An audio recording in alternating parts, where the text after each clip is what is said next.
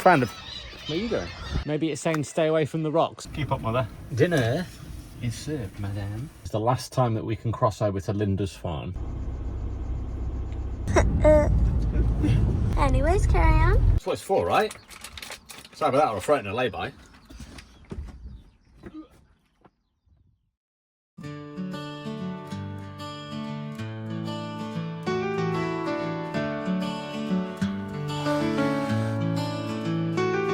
In a little camper van, we roam the open road. Just a dad and daughter creating memories as they unfold. Through the summer sun we laugh and we explore. To the winter wonderland, I love you even more. Oh, Amika, my darling, under the white sky, chasing dreams together, just you and I. With laughter and love, we're never alone. In this journey of life, we've made it all. Oh. Through the valleys and mountains. I see seabirds diving into the water though. Look about halfway out to this side. You see them? And they just shoot down into the water. Wow. Can you see it in the distance? Yeah. Are you glad we stayed? Yeah. It's just nice to wake up. When I got up earlier, the sun was really low down. I should have got up at sunrise really. Yeah. And then gone back to sleep. What time is sunrise? Whoa! It just went up. It shot into the water. Yeah. Right, I think what we're going to do is get ourselves sorted, freshen up a little bit, and then we're going to go for a walk down on the beach. Well, it's not really a beach, is it? It's more of a bunch of rocks. But we're going to go for a walk down there. I keep seeing all the seabirds diving into the water there and catching fish. It'd be nice to get a little bit closer and see if we can get some photographs or some video footage of that as well. And then just further along there are the birds that are nesting on the rocks. So we're not going to get too close and disturb them, but we are going to get close enough to get some videos and some pictures. And maybe, if we're lucky, we might see some dolphins. A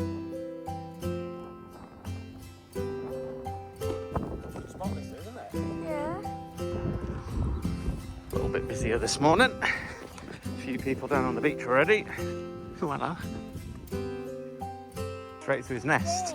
Right, we're going to go left. I want to go over there, look where all them birds are. Where the noise is coming from.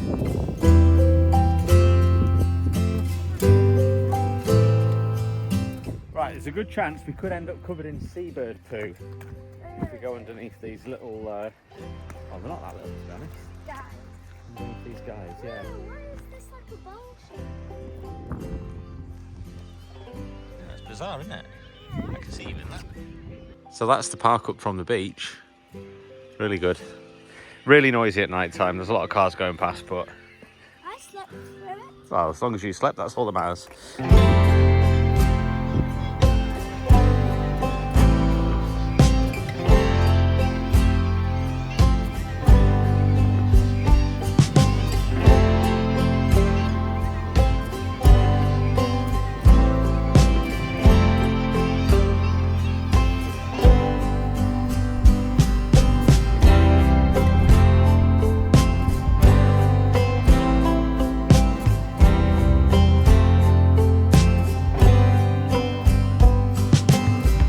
Noisy seagulls.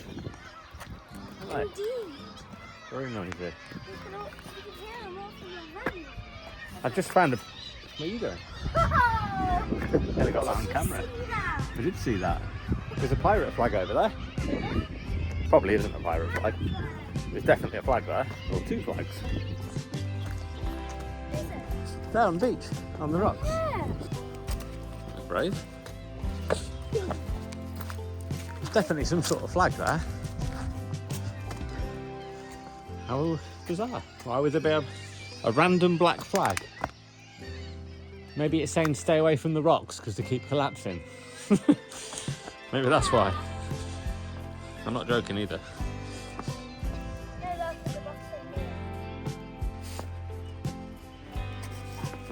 Not sure why it's there. Maybe someone just put it there for fun.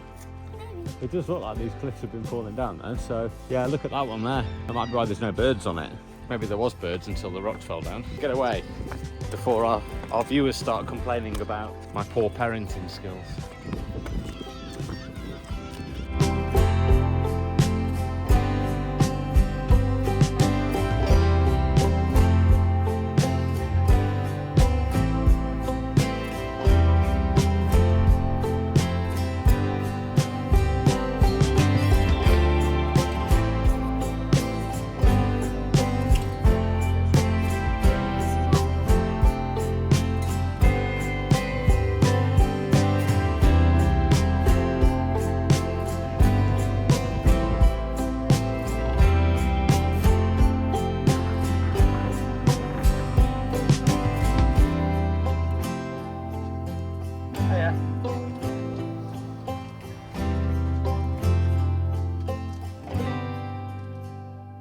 Oh, right, so we just have some food. What about sausages? Yeah. Yeah? Hummus. That was a good little exploration on the beach. Those microphones that I've ordered are on the way to the pickup point, but for some reason the phone signal's really bad, so I don't know why it's so bad. I guess like everything at night time, like 10 o'clock last night when I was using the internet, it was fine. But now, you know, it's half term, people are mooching around, looking at the phones, all that sort of good stuff. So it's probably why the internet's not great. Everybody's using it.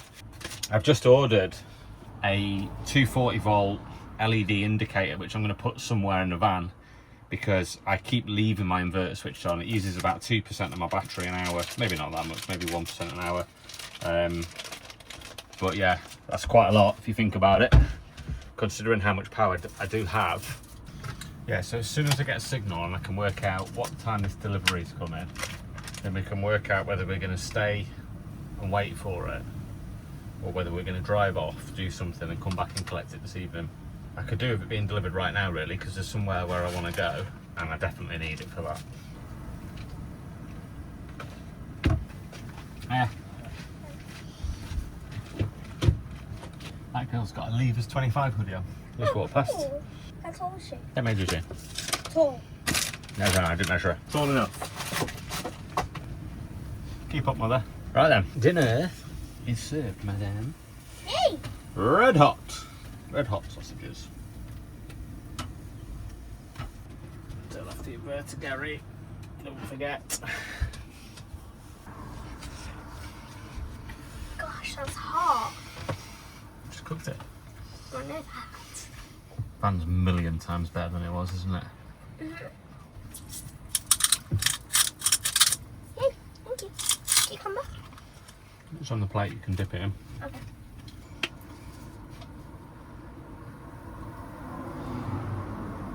So one of the places that we're going to go is a place called Linda's Farm. Ooh.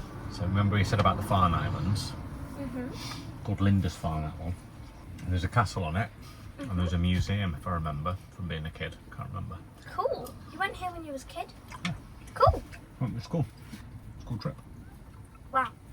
To get to it, you've got to drive through the sea. So I'm going to wait for the tide to come in.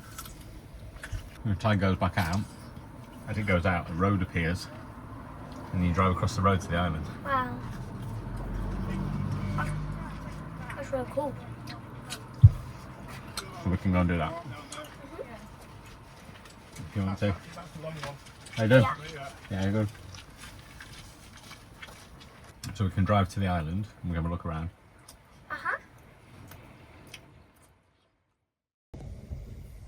Right, I've just checked the tidal times, and at 5 minutes past 1 is the last time that we can cross over to Linda's Farm.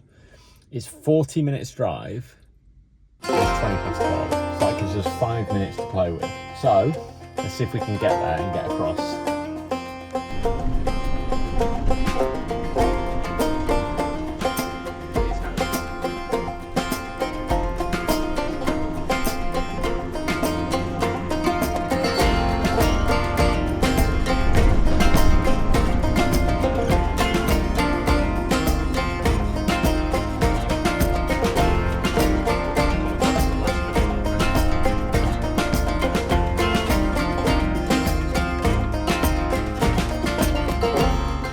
we have made it with 5 minutes to spare, but we've been stuck at this crossing for 3 minutes now, which gives us 2 minutes. I can only assume there's another train coming the other way. You can keep going. Obviously, you can drive through the water once it comes in, but it's not advisable. Obviously, we're higher up, so we'll be all right for a good probably 10 or 15 minutes after you're supposed to go across, I would guess. I could probably drive through a foot of water quite easily. Same as the guy in front of us, he's obviously in a van as well. He's not as high up as we are though. It's 57 minutes now. It says 5 past is the last time, so we've got 8 minutes to go. Oh, let's just change. We've got 7 minutes to go, and we're still about 4 minutes away from the crossing, I think. There's your train. 2 carriages.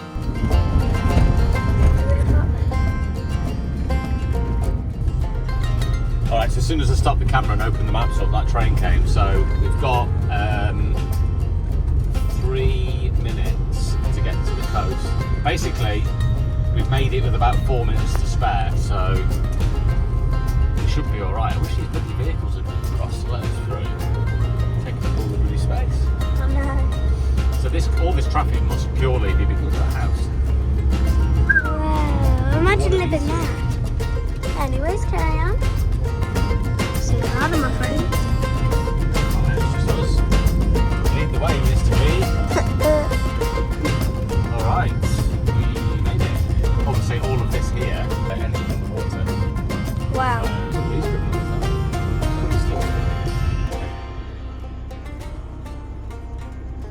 Looks like someone attempted to drive on the causeway when the tide was coming in. Goodbye car.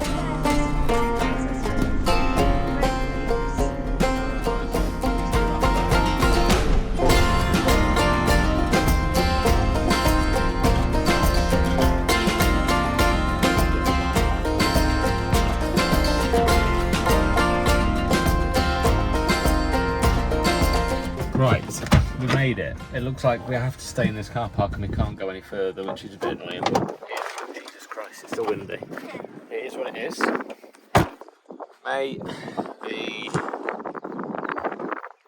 28th. Do not cross from 2 till 8. Oh, we've got another hour yet, so we could have a quick look around and leave, actually, to be honest. And it's not 28th, is it? It's 27th. 13:05. Yeah, that's now. So it says we shouldn't cross now, but we can. It's a low tide. Minimum payment 3 hours. It's annoying. That's really annoying because we have to stay here for longer than 3 hours. We have to stay here for 6.5 hours. Look what they've done. 5 hours, or it's £10.50. So they force you to pay for 24 hours. Right, if I've understood that correctly, you can pay for 6 hours, which is all and less, and it's all well and good. But we're not allowed to cross any time after now. Like, it's the end of the crossing. But we're fine because we just come across it. There's no tide there, so it must be a low tide. If we want to wait until the tide goes back out, we need to pay for 24 hours because it's 7 hours until then, 7.5 hours until that time. So do we pay for 6 hours, stay, and then try and get out at the 6 hour point? Bearing in mind it doesn't look like it's a high tide. Do we come back in the morning and just pay for like 4 hours and walk around for 4 hours? Not sure what to do. We need to go all the way back to where we were and then come all the way back here tomorrow and then go all the way back again. That's the problem. It's an hour and a half of extra driving. Or we just pay for an hour and walk around and see. Oh, hold on. No, there is a way around this, isn't there? We can pay for 2 hours, come back, and then pay for 4 hours or something like that. But it's probably just going to cost the same amount of money, to be fair. Or do we pay for 1 hour, go and have a quick look around, and then see if we can get out? Because that tide ain't coming in that quick. There's no way. I know it comes in quick because it's flat, but, you know. I don't know what to do. Need to have a think. Obviously, so first of all, change of plan. Obviously, when you watch the video, and there's thousands of people watching the video, people see things that we don't see because I've only got one set of eyes, and it was windy and raining and all sorts of stuff. So I've just gone back and looked at the video just to read the sign because I wanted to know if there's any ANPR cameras on, because if there is, I would have to pay probably just to drive off this car park right now. But there doesn't appear to be any ANPR cameras. If you don't know what they are, they're automatic number plate recognition cameras. So they get your number plate and you've basically got to pay straight away. There is a 10-minute lenience on most car parks, but I thought maybe we'd got to pay, but when I looked at the sign again, if you look at the second section there, it says payment is only from 8 o'clock in the morning till 6 o'clock in the evening. It's now 1:30. So that gives us, what's that, 4.5 hours? So we only have to pay for 4.5 hours. Then we don't have to pay after 6 o'clock. So it's not as bad as I thought. Now, you're not allowed to overnight stay here, although I am questioning some of these vehicles. I do think that some of them are probably staying. We're not going to. So let's go and have a look around. Can't remember what time it said the tide goes back out. I think it was something like 7, wasn't it? So we could have a look around. Maybe, I don't know, go to the coffee shop or something, have a cake or whatever. Yay.